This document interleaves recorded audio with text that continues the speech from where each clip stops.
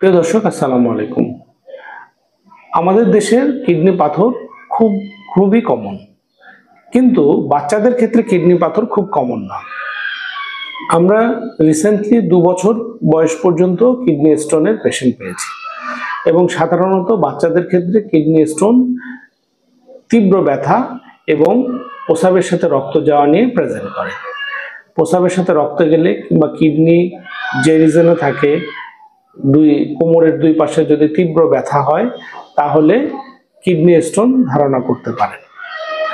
যদি বাচ্চাদের kidney stone হয়, তাহলে ঘাবড়ানোর কিছু নাই।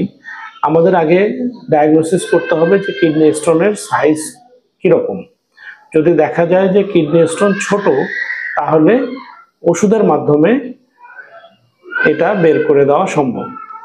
কিছু কিছু ওষুধ আছে যা খেলে কিডনি স্টোন পাস করে, কিন্তু মনে রাখতে হবে বড় স্টোন 6-7 মিলিমিটারের যদি বড় হয় কিংবা 1 সেন্টিমিটারের বড় হয়, তাহলে আসলে এটা প্রস্রাবের রাস্তা দিয়ে বের হয় না, সেক্ষেত্রে সার্জারির প্রয়োজন হয়। এবং বর্তমানে পিসিএনএল, যেটা আমরা ফুটা করে কিডনিতে ফুটা করে এন্ডোস্কোপির মাধ্যমে বের করি, অথবা অনেক সময় দেখা যায় যে প্রস্রাবের রাস্তা দিয়েও কিডনির পাথর বের করা যায়, যেটাকে RIRS বলে। তাই আধুনিক অনেক পদ্ধতি আছে।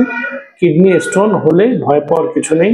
আপনি ইউরোলজি বিশেষজ্ঞর পরামর্শ নিন, এবং ইউরোলজি বিশেষজ্ঞ আপনাকে সঠিক পরামর্শই দেবেন যে এটা ওষুধ খেলে ভালো হবে না সার্জারি লাগবে।